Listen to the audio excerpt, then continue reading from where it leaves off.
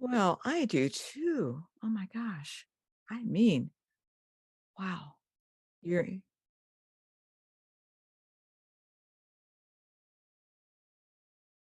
okay.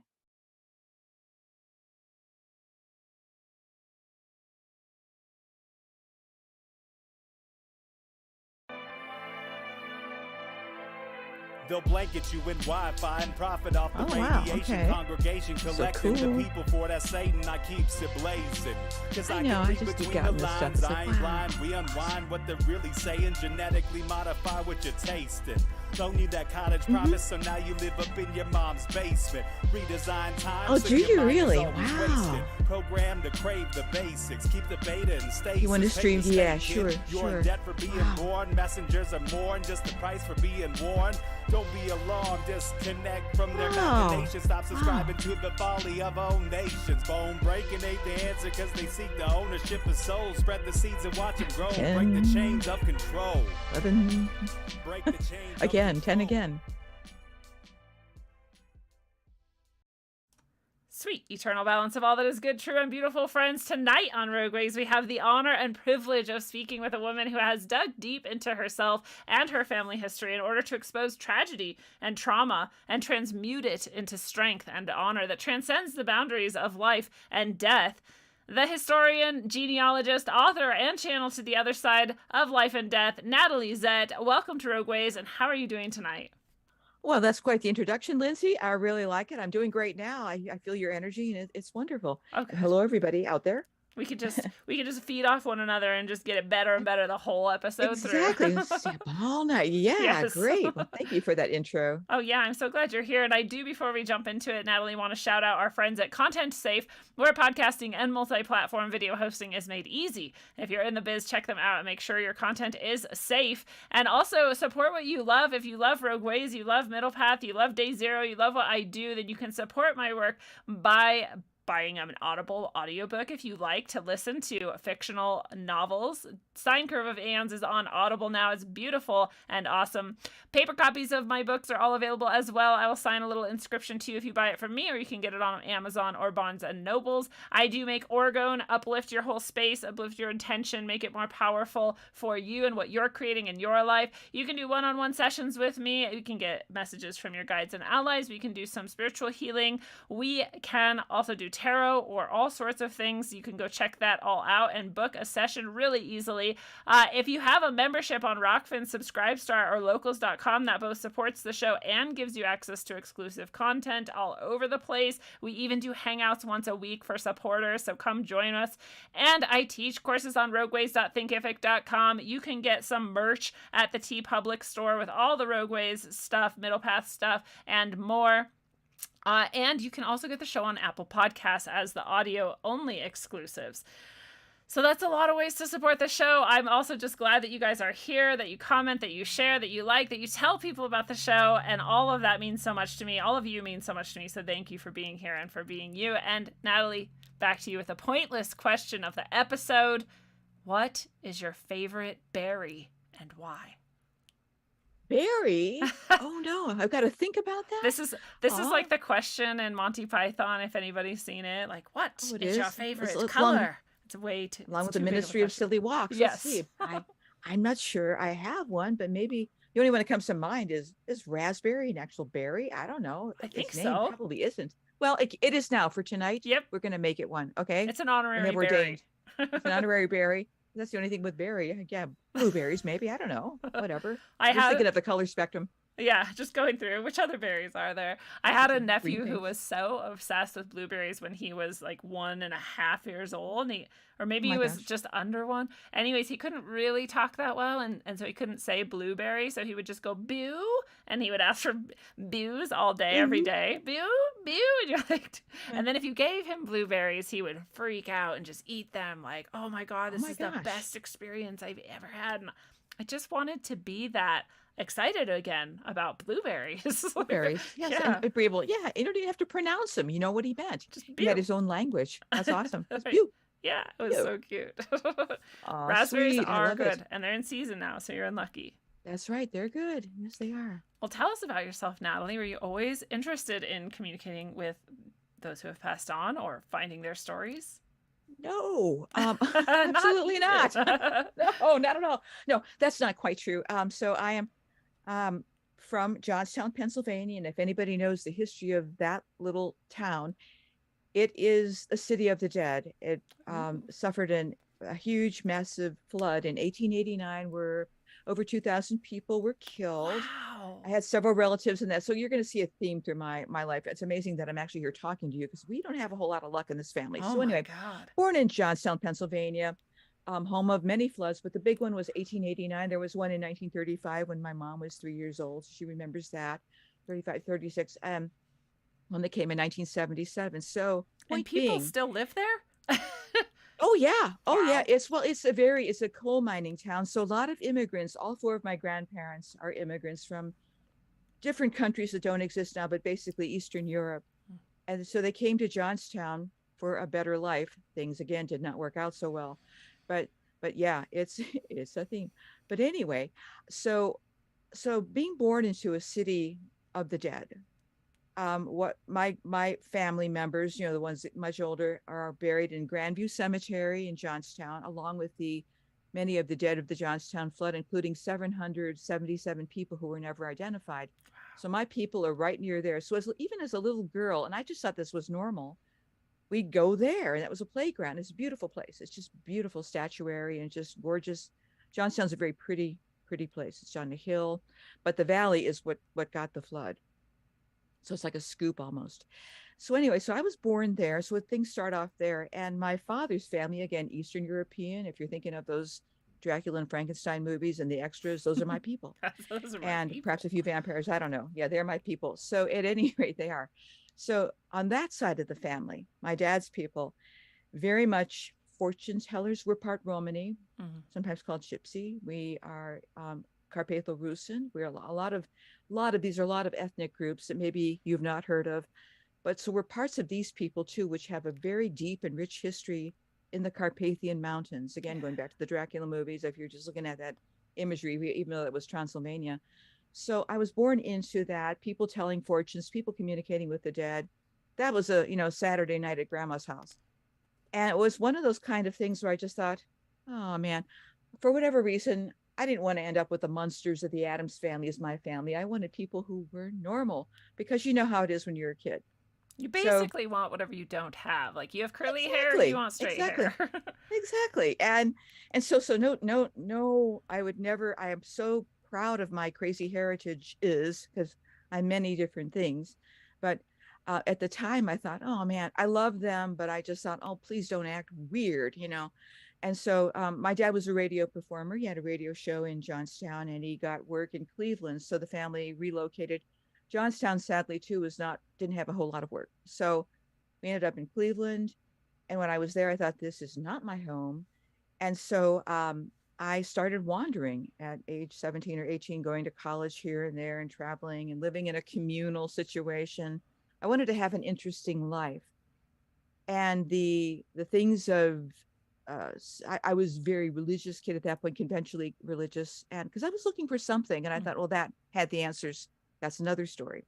But by the same token, I just wanted to do different things. I wanted to write. I wanted to perform. I wanted to do all these things, and Cleveland and the family just seemed a little bit too limiting. So I just kept going westward and westward and doing these different things. So I decided, after I graduated from college, I wanted to move someplace totally different, where I didn't know anybody. Again, I had this need to be different. So I went on a trip to Minnesota. Never been there. I thought there was nothing here other than cows and snow. It's not true. But so I came up here, and I decided I've got to move here because it feels like home. And on the way to Minnesota, I stayed in Chicago. And Chicago, once again, I knew I had some relatives there, but because, backstory, another family tragedy, my mother's mother died when my mom was 3. So mom's in Johnstown. Grandmother's family was actually at that point living in Chicago. And she lost basically contact with them. And she had much older siblings, 2 siblings. But again, back in the day in the 1930s, travel was not what it was, and that group was not exactly moneyed. So she lost contact. Thought, well, I don't have a mother. You can't miss what you never had. She used to say to me, but I could tell that trauma. My dad had his own traumas. So I'm coming up to the upper Midwest thinking I'm so original and so clever. And again, I wanted to be kind of far enough away from my family so I wouldn't embarrass them with some of my I founded a theater company. I did all these, things that were just, my mother would say, you didn't say that. You didn't do that, did you? Yeah. And I started getting published and all. So I was just grooving away, having a good time. And then 1996, my father died. And I was not close to the family, but I loved my family. But there was something about that loss, even though someday you will lose them if the order of things happen the way they do. It gutted me, and I was filled with regret and all the usual things and grief. But it was a hollowing out. It was like somebody took a knife. And about a year and a half after that, as I was still in the throes of kind of the walking dead, I just felt like a zombie. My mother's sister, who I thought was dead, much older sister, who was a former Chicago reporter, still living in Chicago, heard I was a writer, sent me this 38-page family history, and I had no interest in genealogy. Pardon me. And I started looking at this thing because at that point I'm searching for connection. I lost one of my main connectors, my dad. And I started looking at this thing and I saw my grandmother, my mother's mother, who died when she was 3, had all these siblings. I thought, wow, there's a lot of people. And then I saw that my great grandparents, their parents were actually living in Chicago. I thought, I didn't know I had people that far back in Chicago. And then as I searched further through the document to try to find, I don't know what I was looking at. I was looking at information, but you know how emotionally it doesn't hit you at the moment when you learn the fact. And it's like, wait a minute. I was seeing names in Western Wisconsin, just across the border. I was seeing that my great grandmother and her children, what are they, our great aunts, I don't know, whatever they are, aunts and uncles, were living and now buried just about, not even 100 miles from where I had moved. I moved here because it felt like home. Yeah. And of all places you could live, this was not, this was weird. And I thought, so all of a sudden I had to start rethinking my world outlook. I thought, wait a minute. Years before, when I got a master's degree in systematic theology, such a useful thing, from Luther Seminary in St. Paul. And I had a job, working because I was a writer, I was working for an adoption agency. And I would take the records of the birth parents and birth children, put them together in a non-identifying story. Every time I did one of those, the birth children almost matched the birth parents' lives. Wow. Including names. So I started, how something registers in you. Yeah. Most days are boring. Most days are mundane, but that experience registered with me. I brought it forward into the current thing of looking at this document that my aunt sent. I thought, maybe this family thing that I ran away from is more important. Wow. As I kept searching in the document, there was another awful story of my 19-year-old, my grandmother's younger sister, 19-year-old woman, who was killed in downtown Chicago when a ship that was chartered for Western Electric was a big tech firm at that point in the late 1800s, early 1900s, the telephone, audio, anything that the films, anything, telegraphs, cables of things. I don't know what all that is, but I mean, they were the employer. They had an annual company picnic. Ship was chartered. Ship was already a nasty piece of work. It was already unstable. And they overloaded it with lifeboats, took concrete and repaired the top. I mean, what could go wrong with a ship that was already unstable? It flipped on its side. Wow. In the Chicago River by this harbor that's really a small space. And 844 people were killed in downtown Chicago in 1915. I was a Chicago fan all my life. I would have remembered this. I thought, why is this not here? And I thought, so it was like, and I was a writer, so I thought, I've got to write about this for a paper that I was regularly contributing to. I cannot talk tonight. And so, again, it was a research project, but I was not emotionally connected with it yet. But as I got into it, my aunt who sent me the documents said, if you're interested, I'll send you photos of this woman. And it was just heartbreaking to see how lovely she was. And she was a character, and I got to hear stories about her. And I thought, oh my gosh, and she should not have been on that boat. My grandmother was the Western Electric employee. Her sister was a servant for a judge. She gave her the tickets because she was pregnant. She must have felt so awful. Well, I think it was one of the things that contributed to her early death. Yeah. To be honest with you, people back then did not talk about their feelings. They resorted to all kinds of things. But my grandmother got the heck away from Chicago as soon as she could. Married my grandfather, second husband, by the way, and then she died when my mom was 3. So we've got this stuff going on with the family. So when I saw this, I thought, oh man, I owe you one. So I thought, why? There was nothing. You remember in the internet, if you remember the internet of the late 90s, early 2000s, it was not the beast that it is now. No. So I had to go to the library and go to the card catalog, and there was nothing on the Eastland disaster of 1915. That's insane. All those souls lost. Yeah. I mean, that's a huge number in any time in history. Yeah. Wow. And I have a lot of theories as to why that was.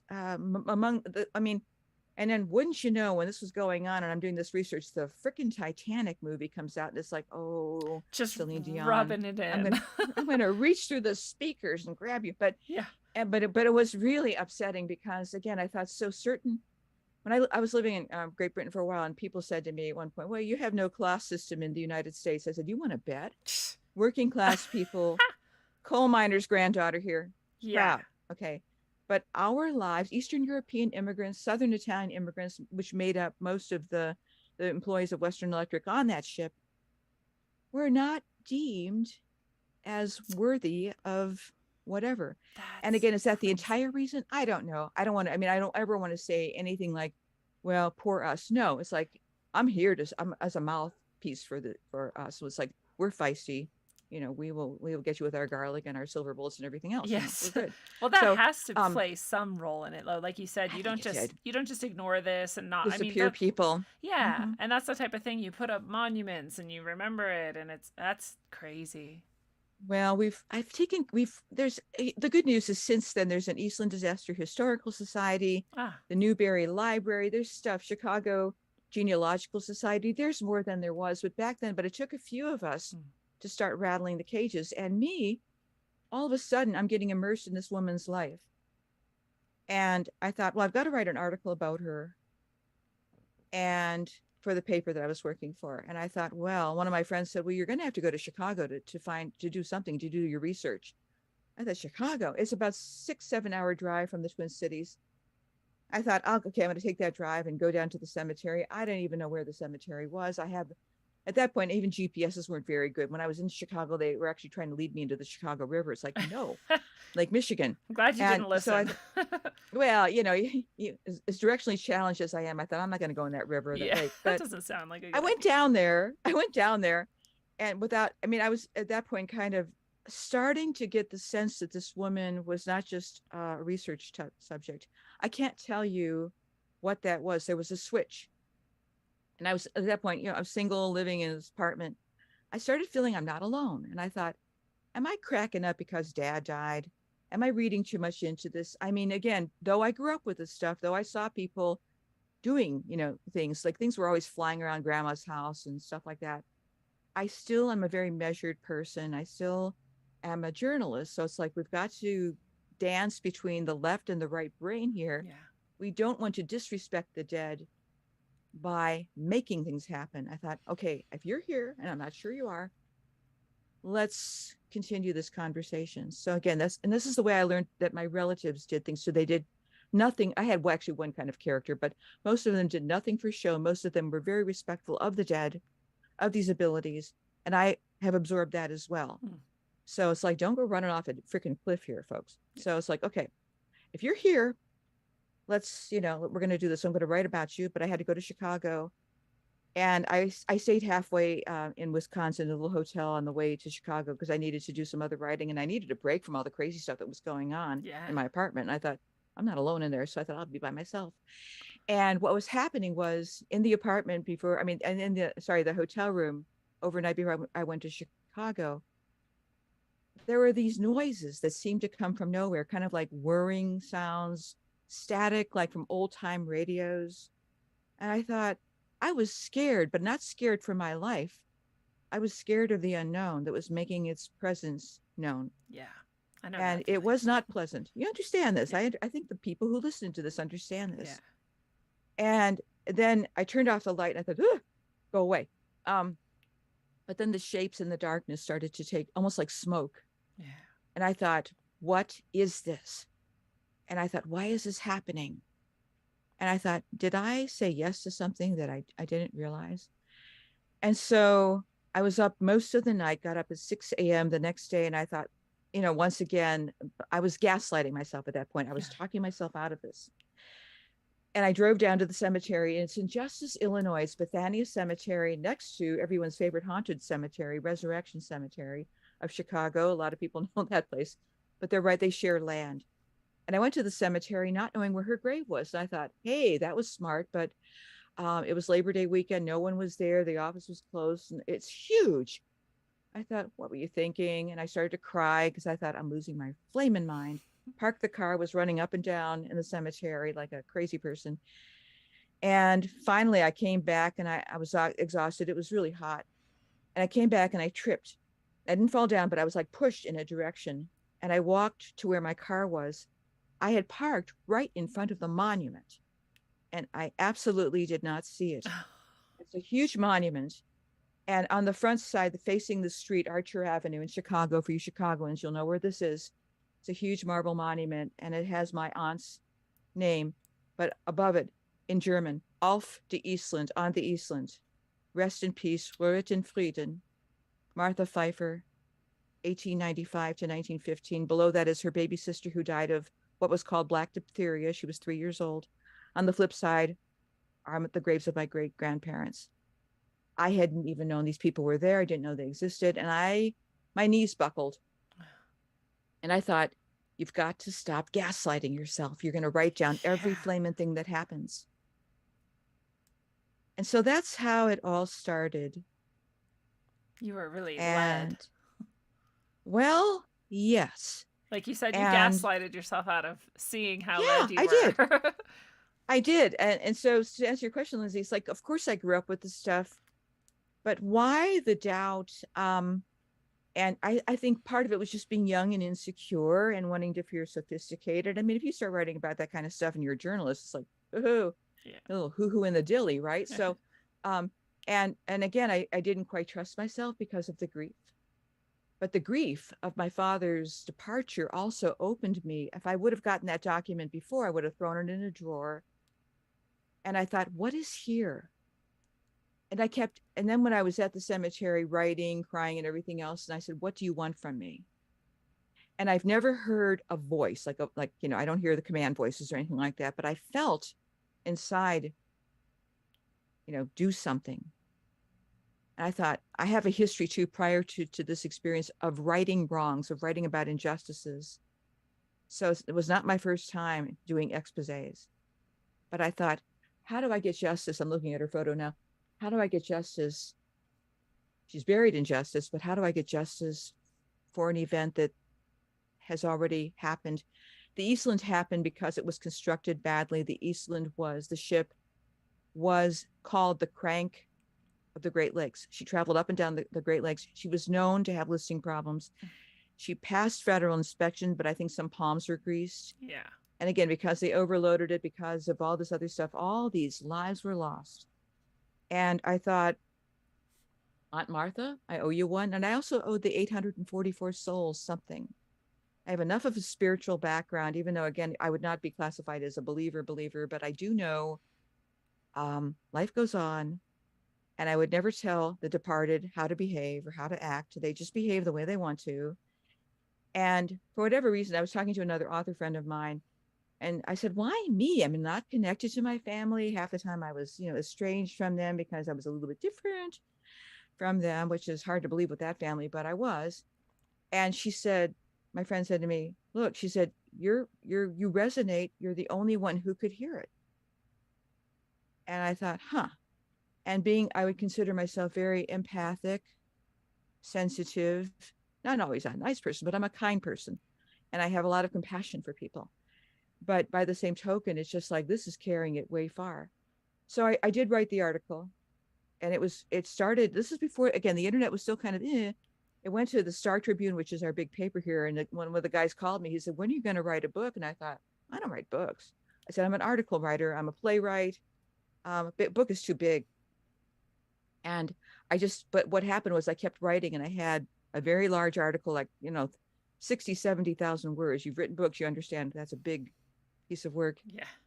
And as I'm getting deeper into this, writing the article and getting it ready, I was back in my apartment. Things started falling off the top of my refrigerator. And every time I'd put them back on, I'd go into the other room to write. They would fall off.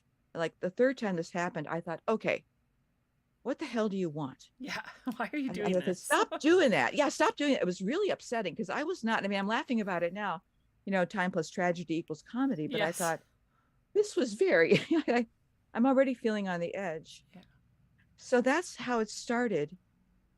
And then it was just one of those things where I wrote the article, it got out and whatever. And I thought, she's still with me in this apartment. But there was no one, absolutely no one, except for I had a few new agey friends, and I would not categorize myself in that group at that point, because they were a little superficial, and it was almost like a game for them, and it's not a game for me. I said, "Are you kidding me? Yeah, bad things can happen, Yeah. So I thought there's nobody I could talk to, but I called mommy. My mom, she was alive at that point, and I said, "Mom," I said, "I think I brought something back from Chicago with me that I didn't intend." And she said, "What's that?" I said, "Aunt Martha." And she said, "Oh no." And my mother really was more of a skeptic. I think I inherited a lot of that from her. She was a science person and all that. And she said, "Well, if you did that, you're going to have to see this thing the whole way through." I said, "What do I do?" And she said, "Well, I don't know." So she hung up. And then I started visiting the author of this document in Chicago, her older sister, and we started spending time back and forth. She was in her 80s at that point. And she was very, very religious, meaning very afraid of dark spirits and everything else. And I had to have a conversation with her. And she was just terrified. She said, "What did you do? What did you do? Did you let demons in?" I said, "No." I said, "Our relatives are really wacky, but they're not demons." And I said, "Please, fear not," as the angel says, don't be afraid. I said, "But you've got to help me with this." And so it was she, my mom's sister, the former reporter, who started telling all these stories. And I started to write them down, capture them on tape, because I knew at some point she's not going to be here. And in the midst of trying to write a book about this, I wasn't sure what the book was going to look like. I was very uncomfortable talking about the supernatural stuff. I wanted this disaster to be taken seriously, even if it meant that I had to put this other stuff to one side. I was driving to work one day and I was broadsided by a car who crashed a stop sign. That put me a bit out of commission for about 7 years or so. Wow. I mean, I was still able to do some things. I mean, it wasn't like I was functional at that point. I was a martial artist. So when I got hit, I was in such wonderful shape, well, for those days, that it didn't break my neck, but it caused a severe head injury where memory loss, speech things, walking things, all the things that you take for granted. Needless to say, the book was too, it actually caused too much trauma for me to look. So I put it in a drawer. I thought I'll just keep on or whatever, but I felt kind of betrayed, to be honest. I thought, hey, I'm doing the right thing, Yeah, you're supposed it was to kind of that. Me. Well, how about how fairly childish of me to think that? Yeah. But I did get angry. I did. I mean, it was just one of those human things. And again, since my head was smacked around, I mean, I was really, it was a something. And I thought, you're never going back to how you were. And I had to accept that. And there was really no help because, the Iraq war hadn't quite happened and taken off yet. So help for people with head injuries, traumatic head injuries, was not there. You go to a physician, it's like, well, here's all these medications. I thought, no. Yeah. I took one day to get to work and I didn't remember how I got to work. I got rid of them. Yeah. And so it was a long, ugly struggle. But so that's what took so long. So somebody said, "Why did it take you so flaming long?" Well, I'm a slow writer, but no, it was the fact that I had a little hiatus. And then I think it was last summer that I thought, I've got to get this out for whatever reason. My mother was dying at that point. And so it was her family, and she already knew the story. I already given her chapters. And I would have to say this, supernatural things aside, I wrote the book for her, and the best gift I've ever given to anybody was my mother's history to her. Hmm. And she didn't know emotionally how to express herself. She just said, wow. I said, Mom, here's the missing part of the genealogical pie for you.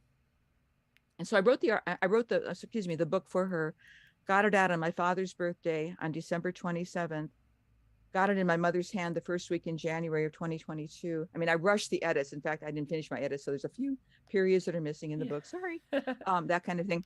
But by the same token, it's like she held it and then she passed on a couple weeks later. And she did say before she died, I said, Ma, I finished the book.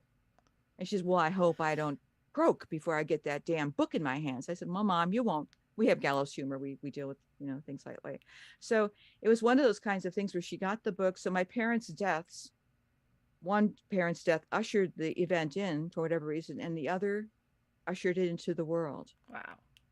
And since I wrote it, I'm related to a lot of people, most of Western Wisconsin, I found out since. That's the other thing too, connecting with these relatives that I never heard of. I thought, nobody beyond my family and some of my friends will be really interested in this book. I was wrong. And so, but I do think of myself first and foremost as a family historian. I do I do have a full-time job at the state of Minnesota, but I also do professional genealogical work occasionally for people, helping people figure out their histories. A lot of times, paternity, who's my father, things like that. So I'm fairly well versed in both genetic genealogy, always learning, as well as record searching and things like that. And because of that, I was able to put a lot of color and detail and information into the book. I'm looking at the website, by the way. I'm not looking at any of the departed, but I put her backstory because it was important for me to create a scrapbook. And I did it all myself. So as you may know, I don't know how you've done your books, but I was learning how to become an independent author while I'm doing all this stuff and whatever. I'm just sitting there with all these books. And now I'm learning how to be an audio narrator. So it's just like, thank you, Aunt Martha, for all the fun.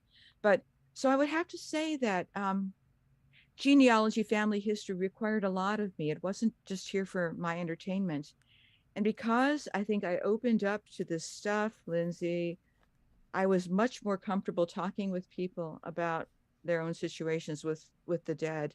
I became less self-conscious slowly, and people would just start talking to me and said, you might not believe this, but this happened to me. I said, oh, I believe you.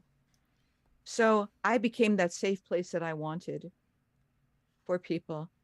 And I've been able to, I think because of these stories, again, genealogy can be kind of scary because you can find stuff that you wish wasn't there, but it's also a very healing thing. Healing meaning you can face the reality. And even for me, every time I go into this book or some of my other family stories, I have to understand that I'm going to traumatize myself somewhat. So I go into it eyes wide open. And here's the thing, we are stronger than we realize, but I don't try to mute the pain. I just deal with it. And it's just like every so often I'm reading the book and I burst into tears, have to turn off the microphone and just kind of go, oh my God, this shouldn't have happened to you. This shouldn't have happened. Just because we are of this class, our story should not have been lost. Yeah. And so this is my attempt to dredge that thing from the Chicago River. And the other little story I ought to tell you I'm giving the book away, but hey, I always say buy my book. I owe people money, but you don't have to buy it. But please, I hope that you will, anybody who's listening to this will think about their family history and start doing their family history and then think about your life.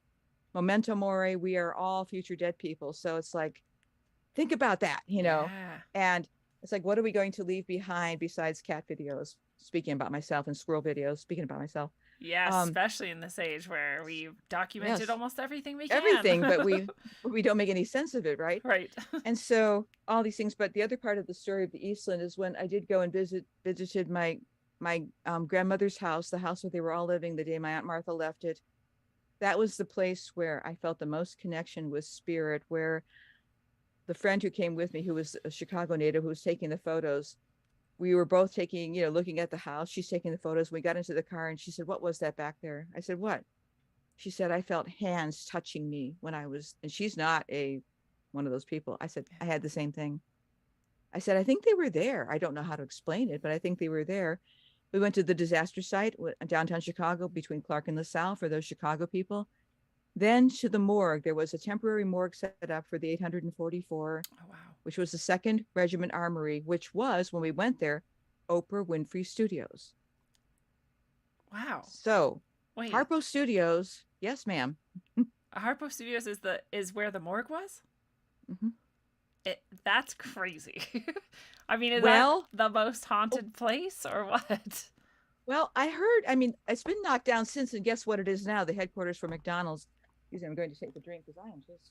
Um, but when we went to, you could still see her studio actually looked like a haunted castle if you look at old photos, and I do have them on my website, www.flowerintheriver.com. You can see the photos of the armory. It looks pretty much like a citadel. It looks like an old castle.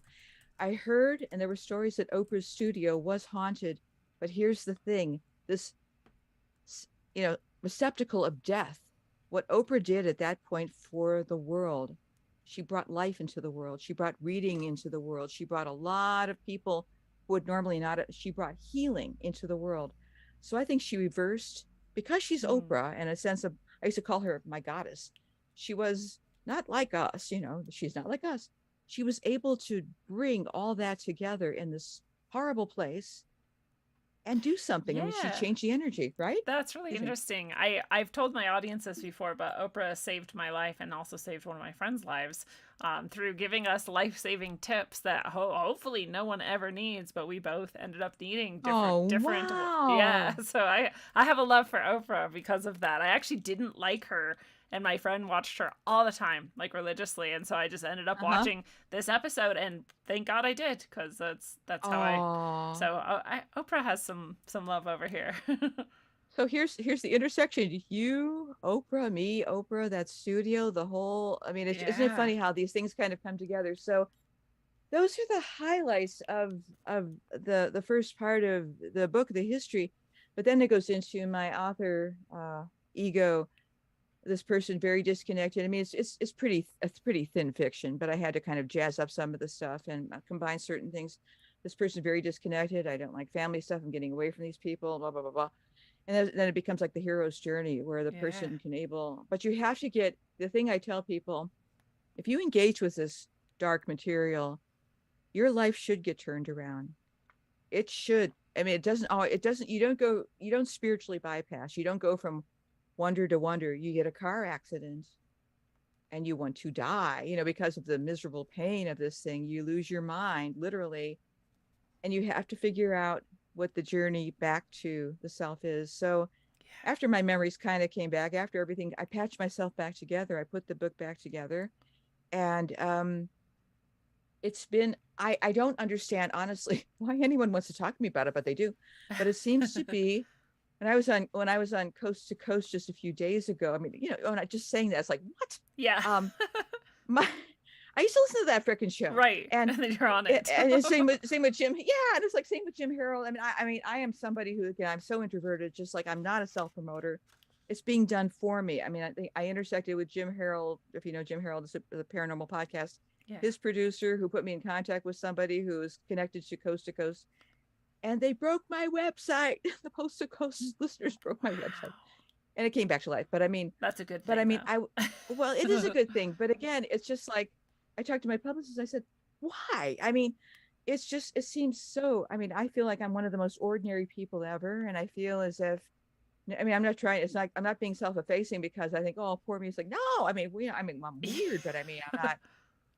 Any of this stuff. Well, I think that's maybe part of why you were selected and chosen for the job, because you had the interest in it, you had the ability to write, you had this perhaps right, you had some motivation then, especially once your father died, to sort of dig in and see what it was that you maybe had been missing, and then you also have that sort of I don't know, humility, right? Where you're not looking for fame. You weren't expecting this. And then I do, we were talking about this a minute before the show started today, that we're both actually sort of more introverted than people might expect, because here we are on live video telling our personal details to the world. But I think that's also something really valuable, because none of this comes across to anyone as like showboating or trying to sell something, and people can then relate to it more easily, and then they can really identify aspects in themselves. And like you said, this is actually helping not just you, not just your family, but other people, and the value that they're getting out of that is pretty cool.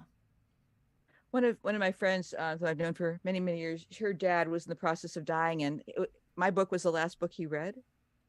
And she said, it meant so much to him. And he was joking with her, and he said, I guess I'm going to meet the flower in the river very soon. And that's my aunt. And it was one of those things where it brought him comfort. She said it brought him comfort. And Lindsay, it was one of those kind of things where if that's the only thing I do with this book, yeah, all right. I mean, that's, and again, even I have a seminary degree. I have obviously have proclivities toward. One of my friends said, no matter what, you are a priest, you are a minister. It's like, oh man, but I'm really not, but I am. There's an archetype that I do have that is that of I'm the person that people come and confess things to. I must look like the Wailing Wall. I don't know, but it's one of those, and I keep confidence is because I'm a journalist. And I'm not really a judgmental person, except if somebody crosses a line in certain areas. It's like, I will hunt you down like a dog, yeah. and I love dogs, but I mean, I'm saying it's just like I have written, this is I'm going back and forth in my weird life, but the early part of my life, my late teens, early 20s, I was part of one of those communal groups that were so groovy at that point. And it turned out to be the C word, the cult thing, but it was a slow type of a thing. And at that time, I was even more self-conscious than I am now, even more whatever. But I thought I kept a diary of the things that were happening. And when you're in something like that, and a lot of people still, after all these years, get into these things, whether now you can do it virtually. But here's the thing. I thought, I am going to shut you down. And I was like all about 22, 23 years old. I mean, I just, who do you think you are? Yeah. And I wrote an article that began my career, and it did it contributed to shutting. I'm not going to be that grandiose, but it contributed to shutting the place down. Cults at the beginning of your career. Well, but I mean, I didn't, but here's the thing.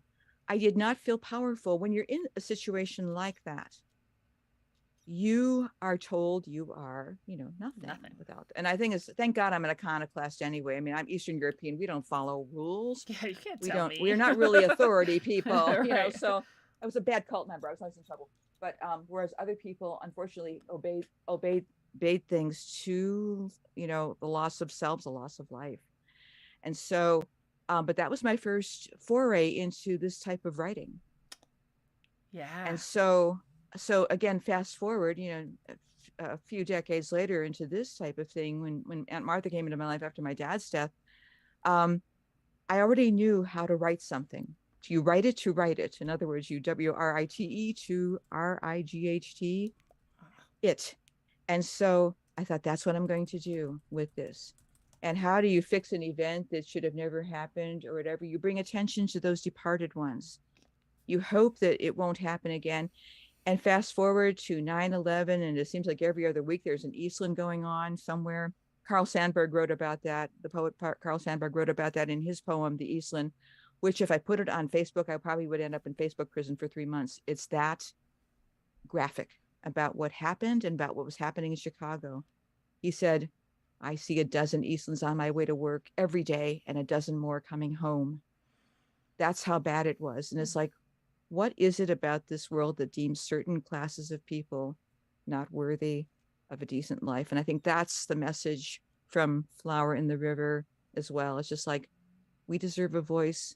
I will give them the voice. Other people have done as well. I mean, again, the Eastland Disaster Historical Society, top drawer people, wonderful people. But this is my micro story. And then it kind of branches out to the Eastland, to Western Electric, who I was mad at until a few weeks ago when I was actually researching, and it really wasn't, I was blaming them for forcing people on the picnic. That's up for debate. So that's the other thing about genealogy. You really do have to you have bias. Yeah. You have confirmation bias. I'm going to see that yellow Jeep everywhere I see it. Yep. It's like, wait a minute, step back. I'm a journalist. Is this what really happened? It was just a combination of a lousy ship that should have never, if anything, it was the federal inspectors that should not have let that thing through with all of its problems. And of course, as we know, with all these other disasters that we've had, like the Johnstown flood again, where I was born, that shouldn't have happened either. But there was the elite had a mountaintop cottage in a man-made lake that they didn't repair the dam for. And guess what happened? It rained one day and kept raining and raining. That's why that flood happened. So it wasn't just we can throw Katrina in the pot as well. That's exactly it. So it's just like, oh my God, my whole life I've seen one Eastland after the other. But that kind of acts as the metaphor for all of these things. And can you stop it? No. But can you put speed bumps? Absolutely. And can you be there for people, Yeah. past and present, who have gone through this? And so, am I one of those people that can feel the dead? I'm part of that family, and that's what they did. That's my sister said at one point. She said, "Well, you've taken up the family profession after all, And Huh. people, yeah, I know, but I have, absolutely. This is the way I do my best psychic channeling work, through things like this and through discussions like this. I have no interest in taking it any farther than that, because it's like, the dead are with me You're anyway. like, It's like that's I do not enough. need to invite more. Yeah. Yeah, I don't need anybody else's dead people. I've got my own, and so, but I can handle it. I mean, also too, it's learning to set boundaries, Yeah. to set limitations, to take care of yourself as you go into this, because it can. I mean, I really thought I was losing it several times going through this process, because it cost me something. It cost my life force Yeah. to bring this forth. As you understand, I'm sure people understand this. You have to let parts of you die. Might not be the best parts of you, but that was fine. But some parts of you have to go to give life to a person who died at 19, in my case. And I feel in some ways I'm a continuation of her. It seems like the stories that I've heard about her were pretty similar. Sound like she didn't take too much from people either. Sound like she was a bit feisty, getting into fist fights and things like that. My kind of girl. So, Yeah. Yeah. And her final photo, I don't know what she was up to, but she and several of her women friends were dressed in men's clothing, smoking cigarettes, probably at 1915. I thought, what were you doing? Yeah, girl. It was just, I mean, she's badassery going on there. Excuse me, we won't get bleeped for that, will we? Oh no, But anyway, that's one of my okay, favorite good. words. So She's badass. Yeah. And they all are. I mean, all the women in that family. I mean, I got to meet many of the ones who were living at the time, who are now passed away.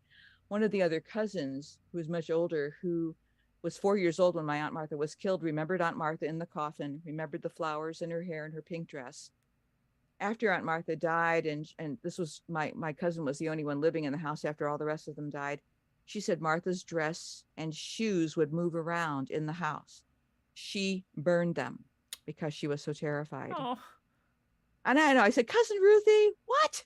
But it's that But same, again, it's like the self-gaslighting thing. You're just like, I don't know. I don't want to she know. literally, yeah. Or else it's my aunt who wrote the story, who was so, I mean, again, I have due respect for religion, systems of thought. I really do. But I'm saying this as she subscribed to a very fear-based version of all that. And so she was terrified. I said, if God loves you, why would he send you straight to hell? And it's like, if our Aunt Martha is with us, she's not a demon. She's a troublemaker, but she's not a demon. She's a nebbish, but she's not a, that kind of thing. So, but it was really hard to see both of those women in such pain from that kind of fear. So there's that as well. So there's all these things, and I end up in the weirdest places talking to all kinds of, and then the other part that's come out of this book, and it makes no sense, but it has people telling me stories of elder abuse. Wow. How to set up. So what I've been doing is writing things about, I mean, my professional journalism life is how to take care of yourself. As you keep getting up each morning, you're going to end up in a very vulnerable position. How do you take care of yourself and make sure that your wishes are honored, right? Yeah. And then how do you take care of your loved ones? So that kind of thing too is like part of learning to become a dead person. Yeah. Yes. So pardon me. And so I think and I've heard some ghastly stories of people taking over vulnerable elders' estates and things like that, doing it all legally. And it's like, oh, Mama's next article is going to be about that, but that's in the making.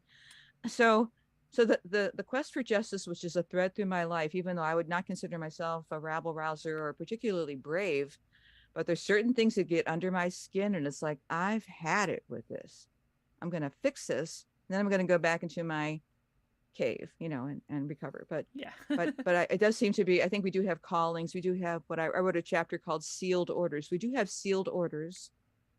And it's our job in this life to figure out what those are. They might be one thing. Some people just do one thing. And I wish I was one of those, but I do everything. Yeah, me too.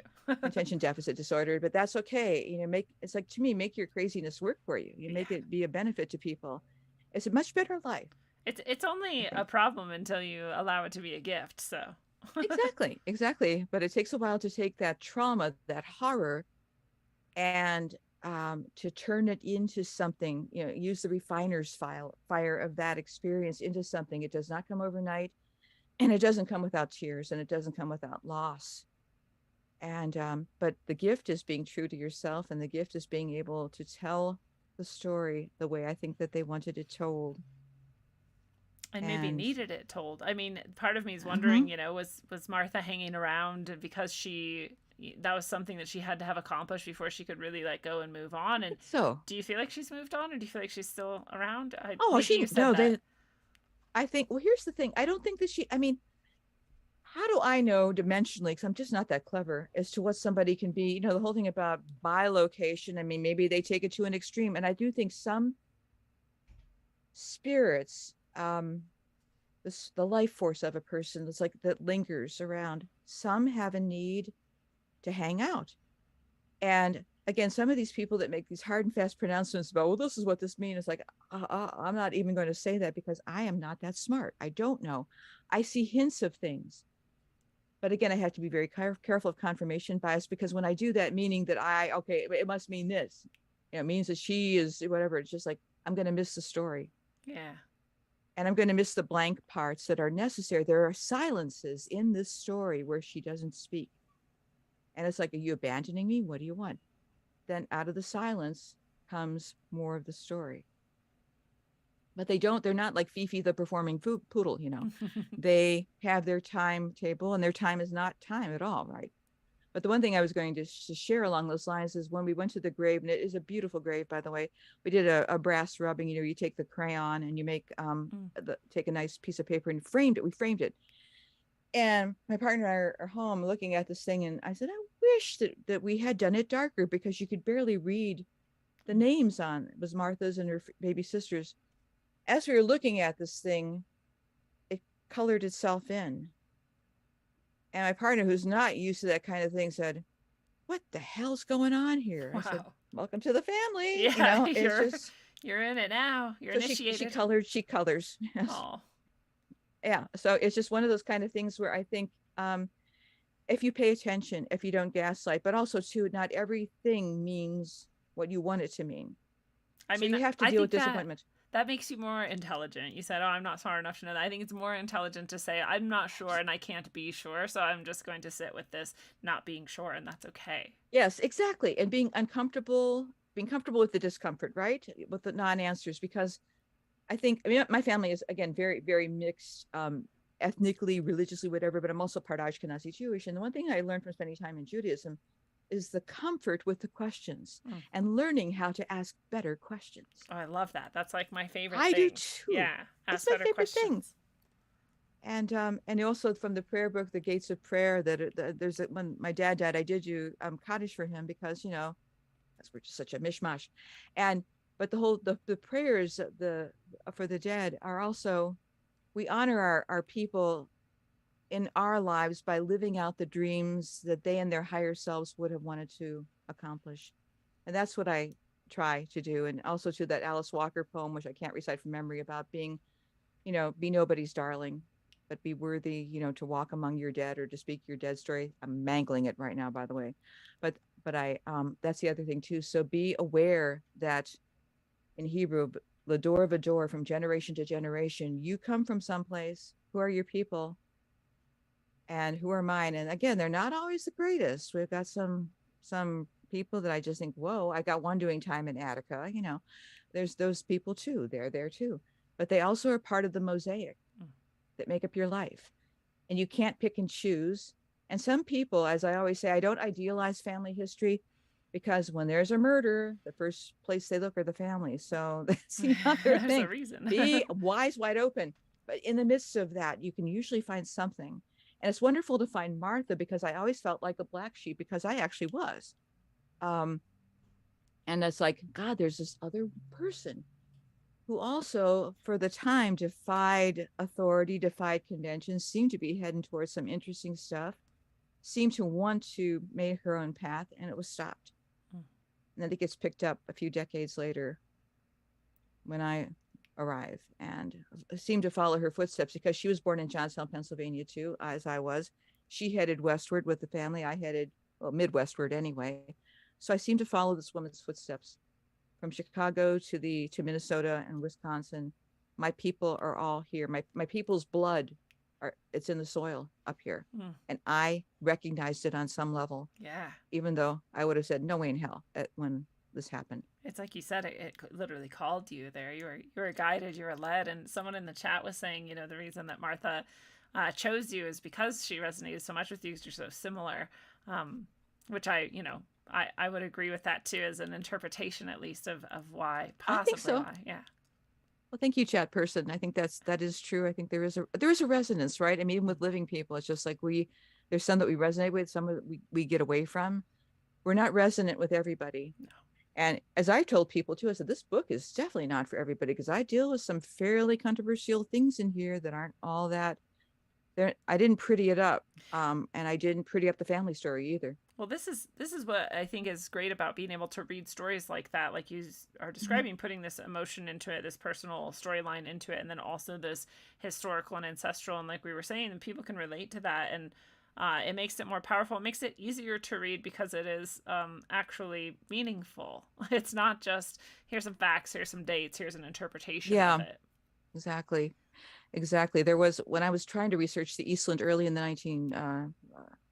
late 1990s, early 2000, there was a book of every fact that you ever want to know about the ship, but it was just so, it just didn't hit me. And I thought, oh my gosh, it wasn't until I engaged with the emotion of this little woman's life. And then all the other, I have a newspaper clipping on my website of her and a little boy named Eddie Danda, a little boy named Roy Peterson, because most of the people who were killed on the Eastland were under the age of 25. Most were single women. Wow.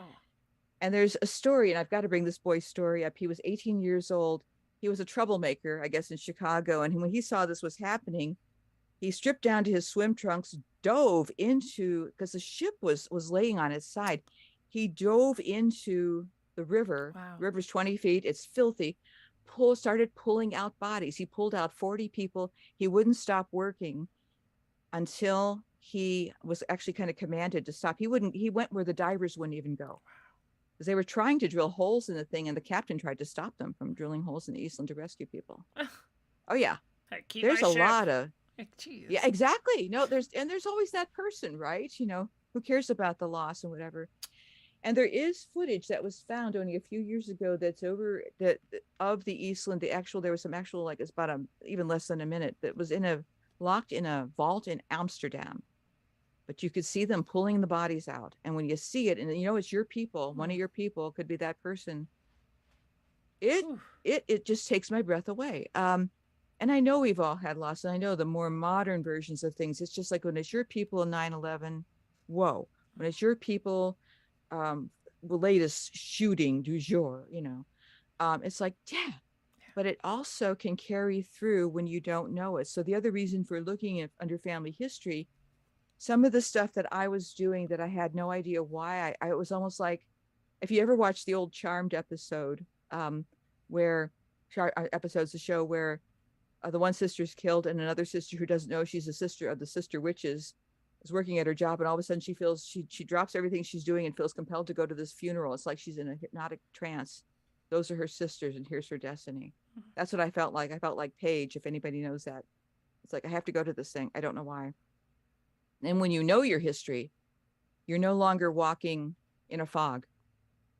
So that's the thing. And yes, I always say genealogy should come with a warning label, because you're going to find some stuff that is not, and you're going to find some characters that you wish weren't there, but they're there. But brave the wilderness, because I think the gifts are worth it.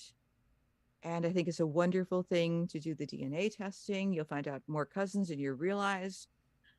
You'll find out strange ethnicities that you didn't know you had. Some of those are just estimates, but they're getting better.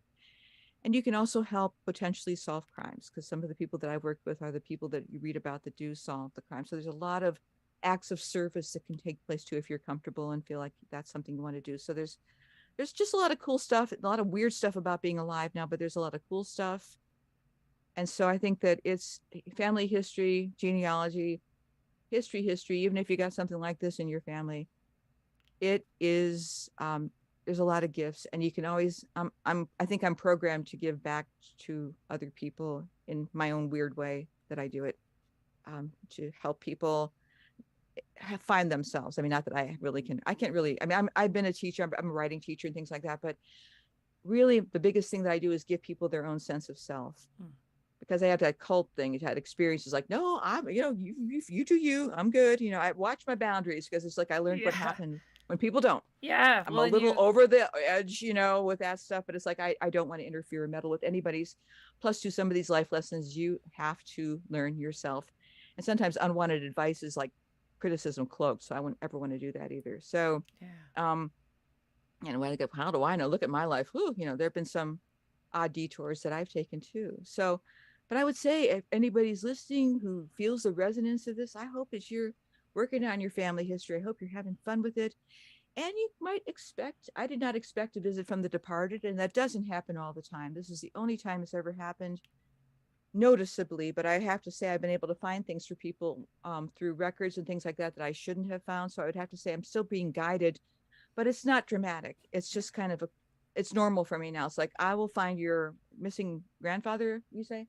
We'll find him. And I say, okay, missing grandfather, show me. And generally I get lucky, and it takes patience. Yeah. So I feel like I can attune myself to certain people, not everybody, but that's kind of how I work out my psychic stuff. I can help you, I love um, that. with the wonder of science. Yeah, well, I think that's a really cool place to be, where the logical, the skeptical, the rational mixes with the other side of life Yeah. that is there. But it's like you said, if you want to be taking it seriously, you can't kind of dive full bore into that sometimes, and Nope. and also do this work, which you get to help more people in that way. Mhm. Because there's so many people who would be uncomfortable perhaps with thinking about, like your cousin who thought this was demonic and horrible, like, but it's okay if it's just, oh, we're just looking into genealogy and we're just Yeah, exactly. dredging up some of this Exactly. stuff. And also this, it's the most interesting way of looking at ancestral healing that I've seen. There's all these different, there's shamanic practices, there's all these sort of Hmm. meditations and past life recall and all of this, but this is very practical way of doing it. But you definitely are doing it. I mean, you did it in yourself. You healed in yourself all of these things that Hmm. had been tied to that somehow, whether you knew it or Yes. not. You allowed other people in your family, your mom, to have this healing by having this experiencing, receiving this book, and who knows how many other people in your family, and then also people not in your family now doing their Hmm. own Hmm. ancestral healing. So it's really powerful. You have very powerful medicine you work on this plane. Oh, ooh, well, thank you very much. And it's nice to hear.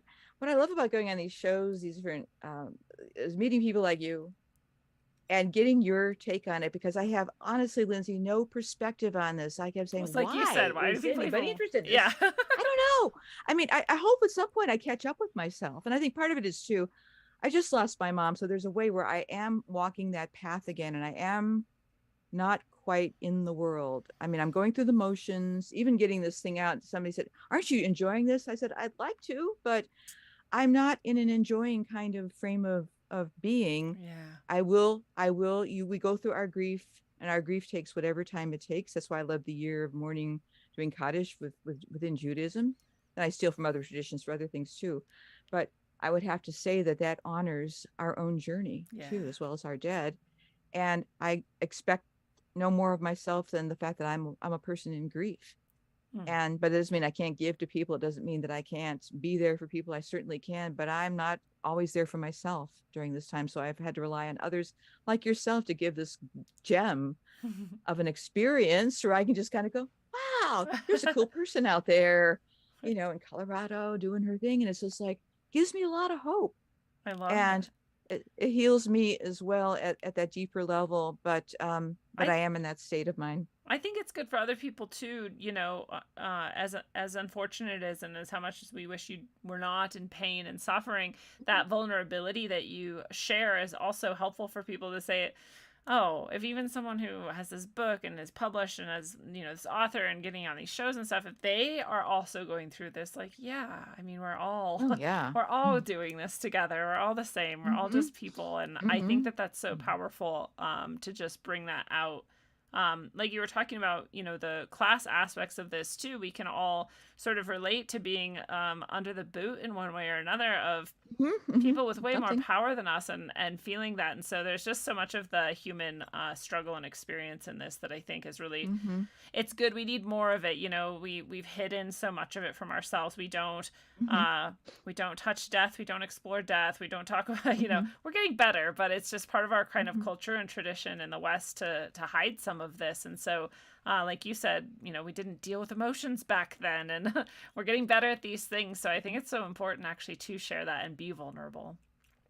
It is. I was thinking when you were sharing this, I was thinking of my mother's story when her mother, the sister of Aunt Martha, died. She was laid out in the home. This is 1934, I think. Yeah. And so she was my mom was a little baby, but she said, I remember.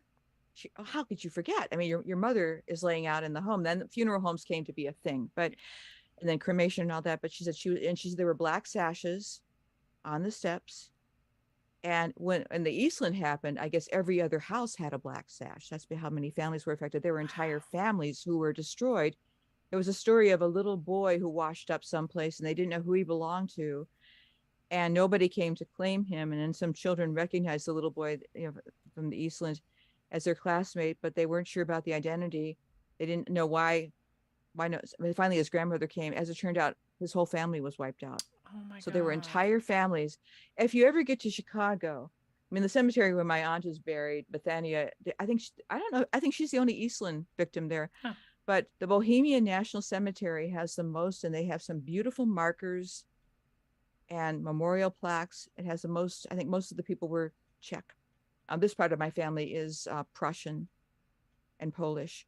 They spoke German, but there's some beautiful memorials in Chicago at Bohemian. I think Bohemian National is further north of the city, but there's some beautiful. If you want to do a cemetery tour, that is the place for some gorgeous things. But funerary stuff and everything else, I think the fact that it's far away from us for some of us. But again, because I grew up looking at graves, that explains so much. And then growing up with my dad's family, it's just like, well, yeah, that's just normal, but it's not normal for everybody. I didn't realize that not every child spent time in cemeteries the way my sister and I did. Yeah. That explains much about us too. So it's just like, yeah, but we're both really comfortable. My sister and I are both very comfortable. We don't like death. We don't like what's happened to our mom, but it's just like, yeah, I mean, we are not afraid either of the inevitable. And we know, we're all heading that way. And once you get into the 10 items or less checkout line, it's like you got to think about it more seriously. So, things do happen. It's really true. I have my grandmother would always say, none of us is getting out of here alive. And so she's right. We had a bit of gallows humor too. And but I do think it's important, and it is more rare, for people. It's more common, I should say, for people to have different experiences from how you had. And I also had a little bit more familiarity with it, but I think there's something good about laying the body out and having that presence there and really seeing. And this is totally unrelated and it might seem crass to some people, but there's this concept that dogs, they're a part of our families now. We have dogs. Everyone loves not everyone. Yeah, they are. And then someone dies and they never saw the body and they never understood what happened, and now there's just this missing part of the pack and no one ever told them. But in the wild, they would smell, they would see, they would smell, they would understand that this had happened, and they would be able to mourn and let go. But I think people are the same too. Like, we need to sort of see, and maybe not smell, but understand viscerally that this has concluded fully, and it helps you release and let go. Easier might not be the right word, but more directly, and we've robbed ourselves of that. We've robbed our dogs of that. Less importantly, but still interestingly. And so I think it's good for people to acknowledge it, to talk about it, to think about it. It might be good to move more towards that, like more natural burials or something, just to remember that death is a part of life, and it's not a horrible thing. What would we want, a zombie world? No. We want people to die. Go on forever. Wouldn't that be fun? That'd be horrible. Like, yeah. I know. Like that's vampires, really profound. what are they doing? Yeah, there probably some other relatives of mine. Yes. But that's really profound. That is so profound. I hadn't thought about that, but you're right. I mean, our animals, because especially with the pandemic and stuff, the animals have really bonded to us. I mean, we can never leave the house again. In my backyard, squirrels is like, I've noticed things that I've never noticed before. And it's like, oh my gosh. But the death situation, we were watching Bill Shatner is the unexplained, and it's just for the comic relief of having him come out there and Yeah. but he just cracks me up. We love him, but he was also showing these funeral, well, death experiences in Indonesia where this little village digs up their dead every year, brings them out. They don't look the greatest, dress them up, they give them glasses and cigarettes and booze and stuff. I mean, I don't judge that because Yeah. just because we do things a certain way, just because we pretend it hasn't happened, and the other parts of these other cultures too, very much, let's say worship their ancestors in some case, but their ancestors are like the ofrenda for the Mexican people, the Day of the Dead. It's just like I do that now too, and I love the movie Coco. If you haven't seen it, bring some Kleenex. See it. It's so cool it's about the ancestors. Yeah. And it's beautiful. Makes you cry. I mean, even if you look at it just materialistically, like your ancestors literally live in you. I mean, your DNA yes, comes they from do. them. Yeah. Good point. Good point. We're more connected to them perhaps than we know. And I just love this story so much. I love the title of the book as well, Flower in the River, A Family Tale Finally Told. It's such a beautiful image. And is that what, I mean, you said that your father had said this, but or was it your mother who said this? The Flower of the River. Where did the title actually come from? The Flower in the River came from my going there the first time to the disaster site, standing over the Chicago River. And I really didn't feel a whole lot of emotion there, which was strange because that's where it took place. I was just taking it in, but I took a rose and I threw it in the river. And I thought, and I have this in the book too, that this rose is like your life. Fragile, doesn't have a long lifetime, and it ends up in the river. And I thought that's what she is. She is the flower in the river. I love that. And it was just the symbol of that. I had this little fragile, beautiful thing that didn't, short lifespan, and is in this case washed away.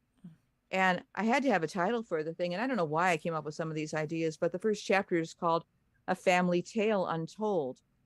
And I have the opening. It's like the stories might remain untold, but they're never lost. They travel like a river through the blood, and the blood always remembers, even if you don't. So to your point, Lindsay, yes, the DNA does remember, and we're tuned into certain ancestors more than others. But we do repeat things. Yeah, it's like how some baby will be born in the family and be like, well, that looks a lot like weird great Aunt Grace or whatever. Yeah. That's very interesting. They all do. Yeah, they all do. Do you have any sort of resemblance physically to Martha that you? There's something of what it's hard to realize. Actually, I look kind of more like my dad's family, but there is something of, I can see it in the eyes sometimes, and my sister too. I can see it, but it's hard to tell with my great grandmother, Martha's mother, because she just looks like she's, she's going to kill somebody. But because some of those photos aren't really detailed. Yeah, it's like they were not that. It wasn't a happy life for great grandma there. So, I think there is a resemblance. I think I can tell, and I can tell my sister's one son looks a lot like Martha's youngest brother, which is weird how that all comes together. But I very much look like people usually do guess that I'm Eastern European and part Jewish. It's like, bingo, you win. So I do think I look like the people of that group. Several years ago, I have a lot of family who are in Ukraine now and who living there. I hope they're still living there. Yeah. Alive. But years ago, there's a Ukrainian festival here, and Ukraine population is very active. They always have been. And so I went to the Ukrainian festival, and I was standing in line with my tickets, and this woman who was waiting on it started yelling at me in Ukrainian to get into the kitchen. I was late, and I thought, who do you think I am? So it's just like, I said, we all look alike apparently. So yeah, she thought I was one of her relatives. I know. So it's just like, yeah, get in the kitchen. I understand quite a few languages because I think it's important to speak the languages of your ancestors. So in my case, there's a lot of languages. And so I understand bits of it, but I thought, she's yelling at me to get into the kitchen. She's telling me I'm late, and she thinks I understand her. And I was like, what the hell? So then she laughed it off, and I got an extra meal ticket. But so stuff like that. I was going to say, if you got some free food out of it, maybe it's okay. I did. I got an extra ticket because she was sorry for, but it was just kind of comical. It's just like, oh my gosh. And yeah, so it's just these kinds of funny things that happen. But yeah, there's definitely a resemblance. And there's also a resemblance when I met my mom's sister for the first time as an adult. And even though she was this beautiful woman, this lovely from the 1930s, I have her photos, I could still see the younger woman there, the beautiful cheekbones and the nose and the eyes, and just the intelligence in the eyes that she and my mother had, that inquisitiveness.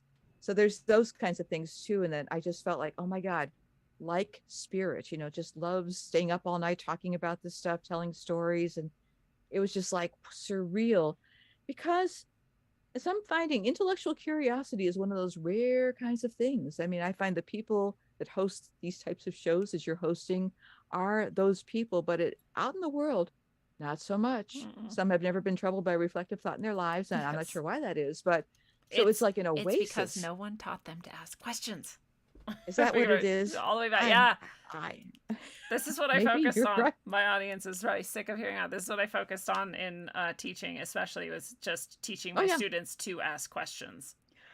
You'd be shocked. People are like, that's a silly skill. I'm like, oh no, most of them couldn't ask questions. That's terrifying. You have to have questions in order to learn anything. So, whoa. Yeah. I hadn't thought of that either. That's a whole other spin on that thing about inability to reflect. Yes. So maybe there's something to that, but you gotta teach. Gosh, for those who can. You gotta have the habit to ask the question. You have to know how to ask questions, what types of questions you can ask. I mean, there's a whole... Yes. You wouldn't think, for someone like me, you would not think you need to teach that. But as you're saying, it's not actually this natural inborn quality people have. So you can teach it, and maybe we should.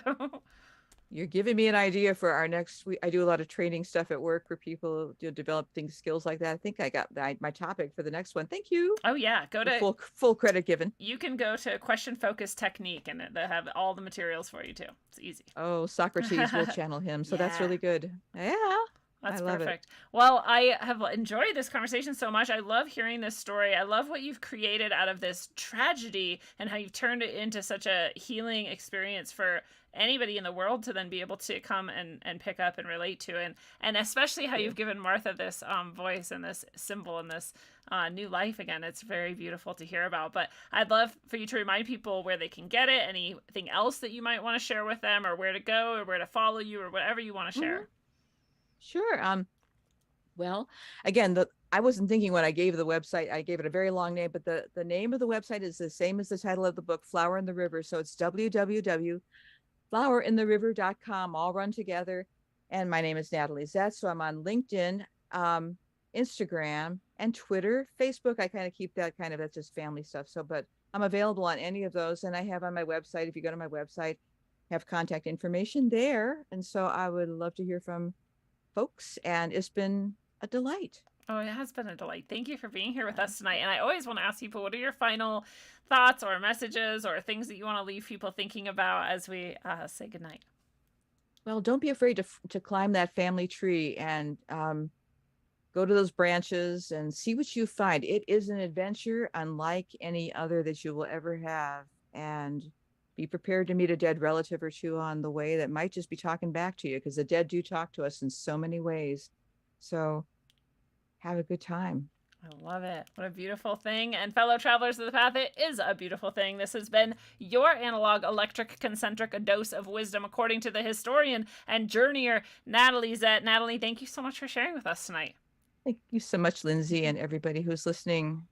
Well, history shows us our roots. We dig deep and find we were always nurtured by the soil we came from. We find we are a product of our environment. We find what needs balancing, and we nourish where the nutrients never reached, so that we can grow more densely, spread our leaves more widely, and bloom into the future we now flourish within.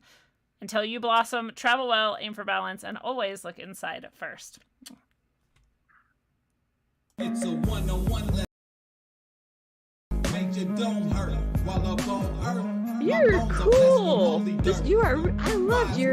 This is recorded, right? So I can listen to you again. This is like you came up with some stuff, Lindsay.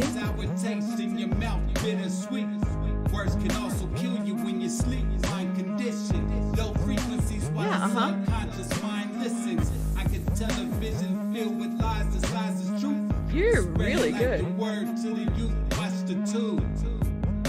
place where the god gets food is sorcery. To recreate the god forgery. There's more than meets the eye, not too many know. Just hear me flow like the eye of Horus Penny. You're good. Yeah, not ready Whatever's to out. leave until Wow, we I believe really- we're I free to mean, go. You hear me? What was your profession before you did all this stuff?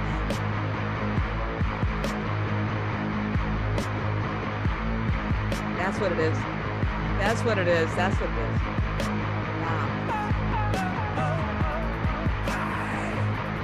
It's exactly the same. You're really good.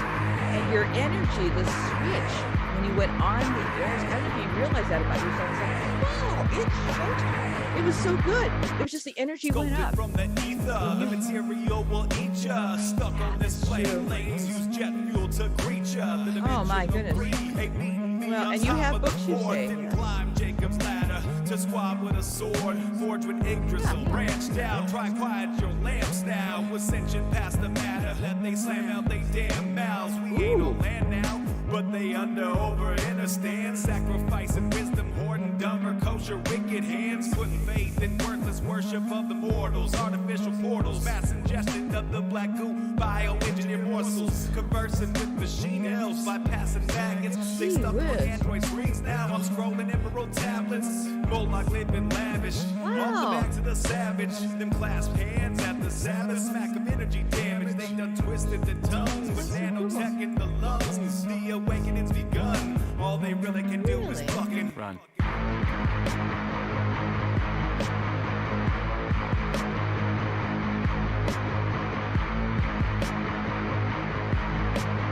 Are we related? Or if you did a DNA test, this is really, you're starting to remind me of one of my relatives. Oh my gosh. Now you say you've done audiobooks as well.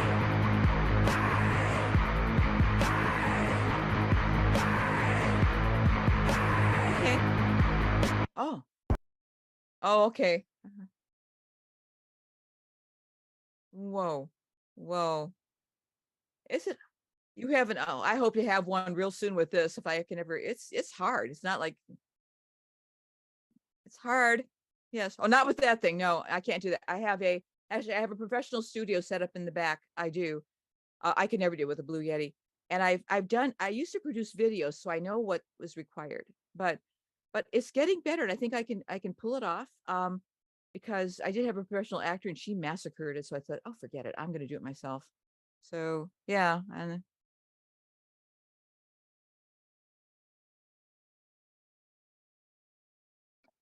oh, I know. Oh, believe me, that's where I found all my errors. I thought, shoot, but that's okay. It's been a good experience. That's really good.